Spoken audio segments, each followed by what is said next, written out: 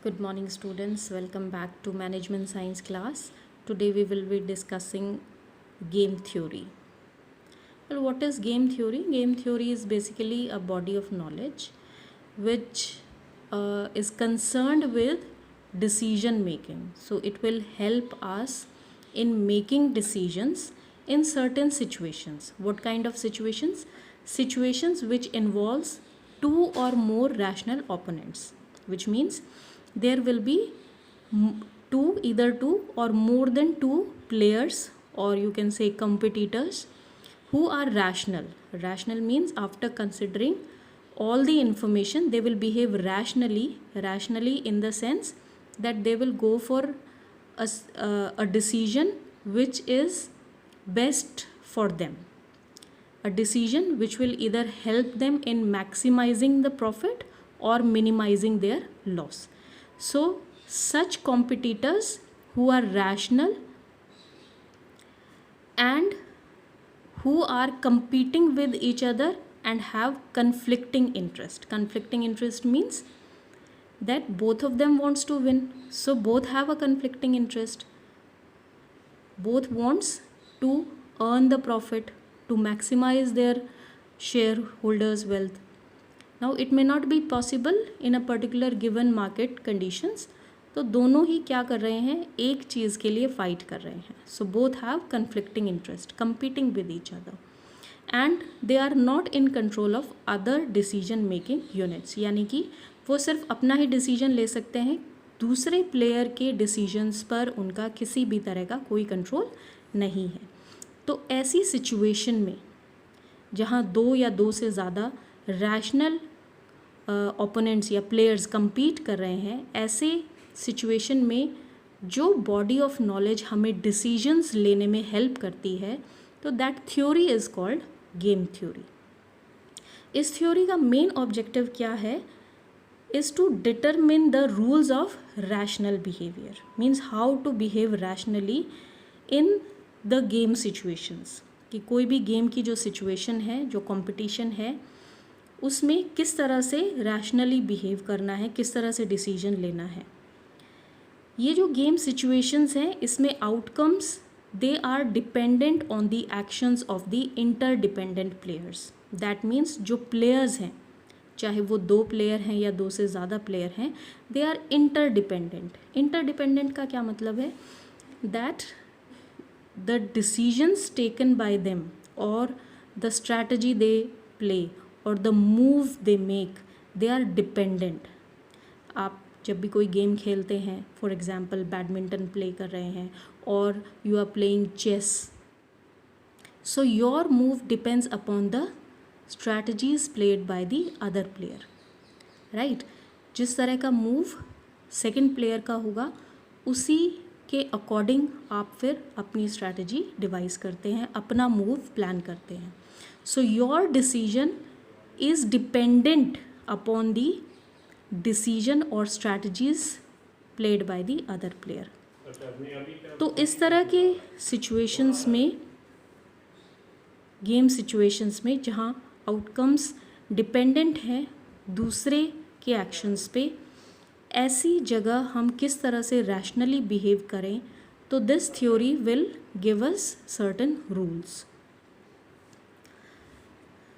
So we come to a definition of game. What is meant by game? Game refers to a situation in which two or more players are competing. At least there has to be two players, otherwise there will be no game. Then another term is strategy. Strategy का क्या मतलब है? It refers to the action taken by a player in various situations that occur during playing a game. कोई भी game जब हम play कर रहे हैं, उसमें डिफरेंट सिचुएशंस आती हैं. Like for example day to day activities of business, when they want to expand their business, when they want to launch a new product. Okay, तो competitors face different situation during a competitive game when they are competing with the other competitors in the market. So what action they are taking, that action is known as their strategy. Another term that we use in game theory is payoff.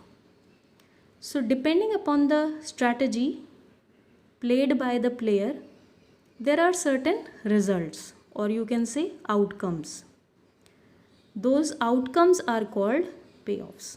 So the strategies made by the players, played by the players, the outcomes or the results of those strategies is known as payoffs. These payoffs can be positive in the form of profits, and these payoffs may be negative also when the player played a bad strategy and incurred a loss. So negative payoff can also be there.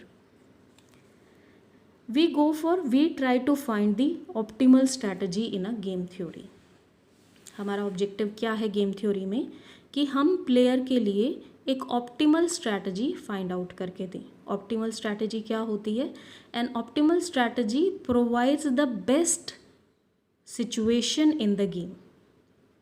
Game में क्या best situation है player के लिए जिसमें उसको maximum पे of मिल सके, right?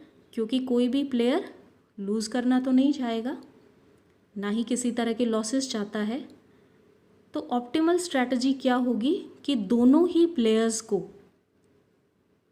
एक ऐसी सिचुएशन में लेके आना जहाँ पर उन दोनों के लिए ही मैक्सिमम पे ऑफ दे सके.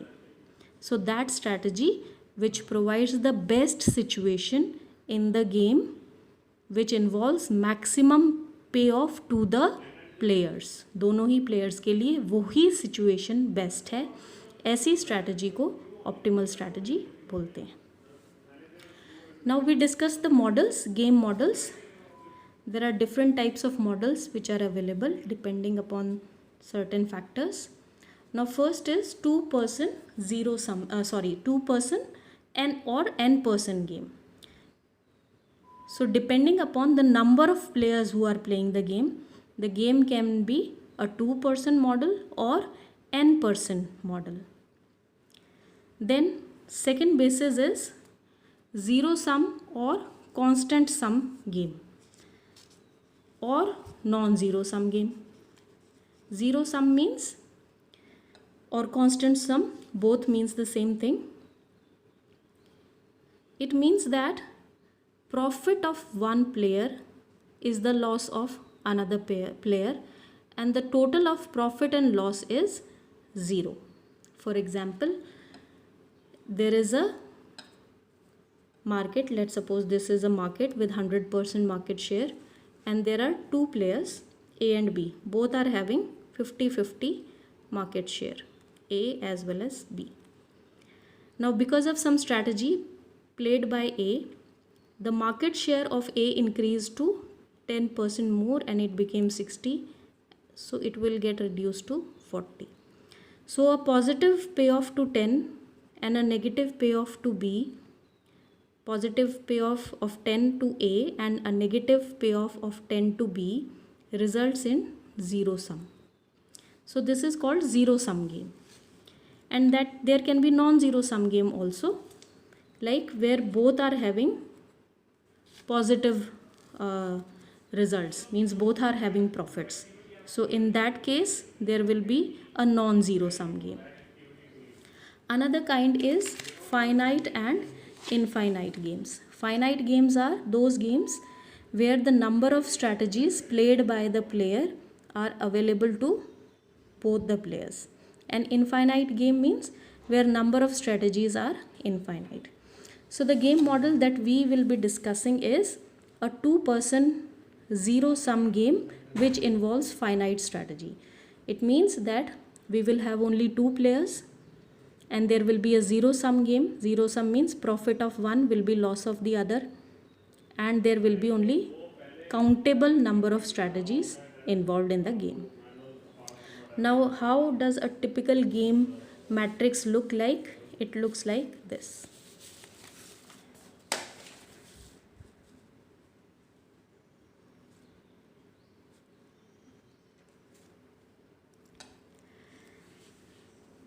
See, we have 2 players A and B. Here I have written A strategy and these are B strategies. A has only 3 strategies in this particular example. B also have 3 strategies, and these values, they are called payoffs. 12, 6, minus 10. A negative 10 means loss. Now only 3 strategies are shown here. It doesn't mean that it will be always like this, that number of rows should be equal to number of columns. Not necessarily. There can be 2 rows and 3 columns, 4 columns. So ऐसा कोई ज़रूरी नहीं है कि जितनी strategies A की हों उतनी ही B की भी होंगी. B can have any number of strategies but they are finite. ये 3x3 मैट्रिक्स है. 2x2 भी हो सकता है, 4x3 भी हो सकता है, 3x4, any kind of matrix can be there. This matrix is based on A's point of view. क्या मतलब है इस बात का कि ये जो पे ऑफ्स है A के पॉइंट ऑफ व्यू से बने हुए हैं. +12 means profit to A and a value of -8 means loss to A. So positive values are positive payoffs for A, while negative values, they are loss for A. On the other hand, B के लिए opposite हो जाएगा. A positive value means loss for B, while a negative value is positive for B. Why? Because this is a zero sum game. अगर A को 12 points का फ़ायदा हो रहा है तो दैट मीन्स B को 12 पॉइंट से नुकसान हो रहा है. अगर A को -8 पॉइंट मिल रहे हैं, दैट मीन्स नेगेटिव पॉइंट मिल रहे हैं, तो B को पॉजिटिव पॉइंट्स मिल रहे हैं. तो क्योंकि ये A के पॉइंट ऑफ व्यू से है तो यहाँ पे negative will show loss for A and positive will show gain for A. Now we have to find the optimal strategy and value of the game. This is what we have to calculate. So how to go about it? How to solve the game? There are different methods. The first method that I am showing today in this video is saddle point method.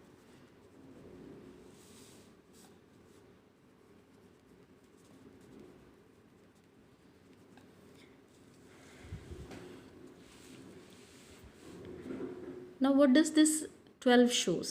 12 shows that if A chooses A1 and B chooses strategy B1, then there will be a profit of 12 to A. तो A जो है इन सब में सबसे best strategy उसके लिए क्या है कि वो A1 चले और B जो है उसके बाद B1 स्ट्रैटेजी चूज़ कर ले. तो A के लिए सबसे ज़्यादा फ़ायदा उसी में है. But I told you that they are rational players and they know all the strategies and all the payoffs. तो B को भी ये मैट्रिक्स के बारे में मालूम है और A को भी ये मैट्रिक्स के बारे में मालूम है. उसको सारे payoffs मालूम है. उसको ये पता है कि A क्या स्ट्रैटेजी चल सकता है, B की क्या स्ट्रैटेजी है वो A को पता है. तो जब ये सारी चीज़ें मालूम है तो A अगर A1 चलेगा, then he knows that what will B play, what is the best move for B. B will choose B2, right? जैसे ही A ने A1 स्ट्रैटेजी चूज़ करी, B जो है इंस्टेड ऑफ चूजिंग B1 ही will choose B2 क्योंकि उसमें उसको फ़ायदा है -8 point. And this thing is known to A. Similarly जैसे ही वो A2 स्ट्रैटेजी चूज़ करने की सोचता है तो वो साइमल्टेनियसली ये भी सोचेगा कि B कौन सी स्ट्रैटेजी प्ले करेगा. If A chooses A2, B will choose B3. Why B3? क्योंकि इसमें उसको सबसे कम लॉस है. If A chooses A3, B will choose B1, right. -10 का फ़ायदा B को हो जाएगा 10 पॉइंट्स से. तो A किस तरह की स्ट्रैटेजी प्ले करे उसको मालूम है कि वो जो भी स्ट्रैटेजी प्ले करेगा, B will try to minimise the profit of A. चाहे ए कोई भी मूव करे, बी अपनी स्ट्रैटेजी इस हिसाब से चूज़ करेगा जिसमें ए को सबसे कम फ़ायदा हो। तो वही चीज़ ए बी पहले से ही डिसाइड कर लेगा that if A chooses A1, B will choose B2, and what A will get is -8. If A chooses A2, B will choose B3 and B will get 0.3. If A chooses A3, B will choose B1 and the point that A gets is -10. So out of the minimum payoffs, A will try to maximize its profit, and the maximum of these three values is 3. This strategy is called Maximin strategy. So A plays Maximin strategy. Maximin का मतलब है out of minimum values choosing the maximum. So what we write here is, we write row minima. Out of every rows we write the minimum values. In this row minimum value is -8, in this row minimum value is 3, and in this row minimum value is -10. And out of these three minimum values we choose the maximum one. Maximum is 3, we choose this one. Now we move to B. This is how A chooses. A has chosen A2 strategy कि उसके लिए सबसे best ये है कि A2 choose करे. अब A2 choose कर लिया, B is free to choose anything, right? Now we will go to B. अभी उसको पता नहीं है A ने क्या चूज़ करना है, बट बी अपनी ऑप्टिमल स्ट्रैटेजी चूज़ करना चाहता है, बेस्ट स्ट्रैटेजी. तो वो इन तीनों में से डिसाइड करेगा तो कौन सी डिसीजन वो लेगा. इफ़ बी चूजेस B1, वो तो B1 चूज़ करना चाहता है in the hope that A chooses A3, क्योंकि उसमें उसको सबसे ज़्यादा फ़ायदा है -10 पॉइंट का, है राइट. बट बी को मालूम है कि जैसे ही वो B1 चूज़ करेगा A विल चूज़ A1 और उसको 12 पॉइंट्स का लॉस हो जाएगा. If the B chooses B2, A will choose A2, क्योंकि फिर A को 7 पॉइंट्स का फ़ायदा होता है. If B chooses B2 in the hope that A chooses A1, ताकि उसको -8 पॉइंट का फ़ायदा हो.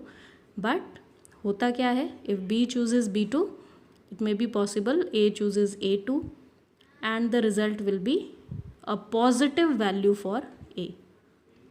Now if B chooses B3 in the hope that A chooses A1, ताकि उसको -2 पॉइंट मिले, लेकिन B जो है B3 चूज़ करेगा तो A will choose A2, क्योंकि उसमें उसको 3 पॉइंट्स का फ़ायदा है. तो अब B की स्ट्रैटेजी क्या होगी? B की स्ट्रैटेजी होती है minimax. B plays minimax strategy. Minimax का मतलब है कि वो मैक्सिमम वैल्यूज़, वो चाहता है कि A का फ़ायदा कम से कम हो.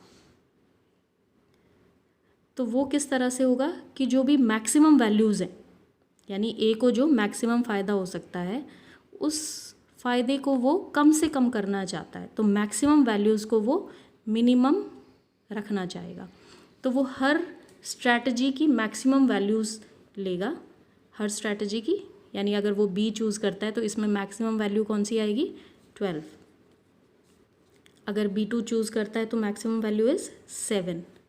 अगर B3 चूज़ करता है तो maximum value is 3. Out of these 3 maximum values the minimum value is 3, right. तो हम यहाँ पर क्या लिखते हैं? यहाँ लिखते हैं हम column maxima. Now see it again, दोबारा देखिए कि हमने क्या किया है। हमारे पास एक गेम था, उसमें ये पे ऑफ्स दे रखे थे। यहाँ पर हम रो की मिनिमम वैल्यूज़ लिखते हैं, हर रो में मिनिमम वैल्यूज़ लिखेंगे। In every row the minimum value is in this particular row the minimum value is -8. In second row minimum value is 3. In third row minimum value is -10, right? और जो minimum values होती हैं उसका maximum लेंगे। Choose कर लिया हमने 3, right. फिर हमने सेकेंड स्टेप क्या किया है, हमने कॉलम मैक्सिमा निकाला है। कॉलम मैक्सिमा मीन्स कि हर कॉलम में से मैक्सिमम वैल्यू हमने यहाँ नीचे लिखी है। हर कॉलम की maximum value, like first column की मैक्सिमम वैल्यू है 12, सेकंड कॉलम की है 7 और थर्ड कॉलम की है 3। इन मैक्सिमम वैल्यू में से जो मिनिमम वैल्यू है उसको हमने सर्कल किया है 3, राइट। तो अब ये देखिए कि ये जो 3 है ये कॉमन आ गया है। This 3 is the common point that both the strategies are choosing. This point is called saddle point. ये एक तरह का इक्विलिब्रियम पॉइंट है जो दोनों ही प्लेयर्स को सूट करती है ये स्ट्रैटेजी, यानी A will choose A2 and B will choose B3 and the payoff will be 3. So the optimal strategy, best strategy नहीं होती है ये होती है ऑप्टिमल स्ट्रैटेजी। बेस्ट तो क्या है कि A1 चूज़ करे और B1 चूज़ कर ले, A के लिए बेस्ट वो है, राइट। लेकिन B के लिए बेस्ट कुछ और है। B के लिए बेस्ट ये है कि B1 चूज़ करे और A3 चूज़ करे, पर ऐसा तो कभी होगा नहीं। तो दोनों जो है एक ऑप्टिमल स्ट्रैटेजी पे अराइव करते हैं, एक इक्विलिब्रियम पॉइंट पे अराइव करते हैं और उसको हम सैडल पॉइंट कहते हैं। और सैडल पॉइंट इस तरीके से निकालते हैं। कैसे निकालते हैं, हर रो का मिनिमम और उन मिनिमम वैल्यूज़ का जो मैक्सिमम है वो, हर कॉलम में से मैक्सिमम वैल्यूज़ यहाँ लिखेंगे और कॉलम की जो मिनिमम वैल्यू है वो, इफ़ दे आर सेम, इस केस में सेम है तो इसका मतलब है सैडल पॉइंट एग्जिस्ट करता है इस क्वेश्चन में। Saddle point exist and this is your optimal strategy. तो ऑप्टिमल स्ट्रैटेजी क्या है, ए की है A2 और B की है B3। This is your optimal strategy and value of game is 3। This value is value of game. अब +3 आया है। +3 का मतलब है कि A को 3 पॉइंट्स का फ़ायदा हुआ है, profit of 3 points to A and B is losing by 3, right. तो सबसे पहले जब भी हमें कोई गेम का मैट्रिक्स दिया होता है तो हम फटाफट से ये कैलकुलेशन करके देखते हैं, रो मिनिमा निकालते हैं, कॉलम मैक्सिमा निकाल के कि सैडल पॉइंट एग्जिस्ट करता है या नहीं करता। अगर सैडल पॉइंट एग्जिस्ट करता है तो हमारा आंसर आ गया है और हमारा आंसर ये हो गया, ये हमारी ऑप्टिमल स्ट्रैटेजी आ गई और ये वैल्यू ऑफ गेम आ गया। लेकिन अगर सैडल पॉइंट एग्जिस्ट नहीं करता तो गेम कैसे सॉल्व करेंगे। तो गेम सॉल्व करने के हमारे पास अलग अलग मेथड्स हैं। Like one method is 2x2 matrix.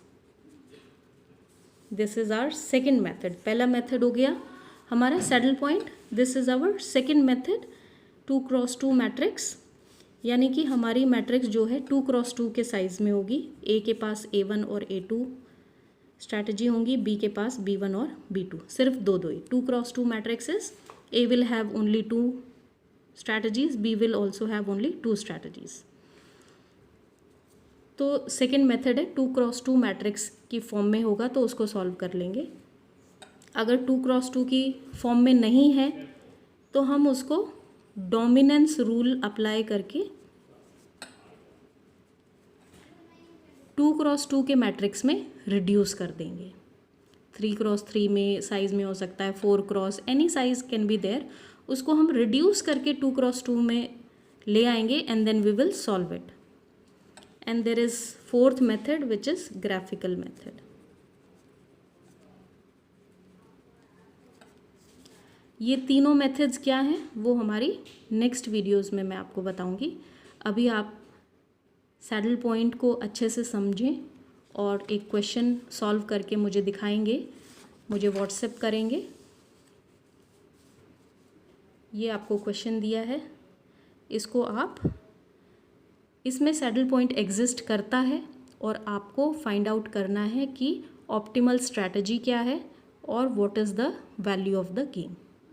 अगर आपको किसी भी तरह की कोई प्रॉब्लम है गेम को समझने में, जो इस वीडियो में कराया है उसको समझने में, तो आप मुझे कॉल करके पूछ सकते हैं या आप मुझे व्हाट्सएप भी कर सकते हैं। Okay then, see you in next video, take care.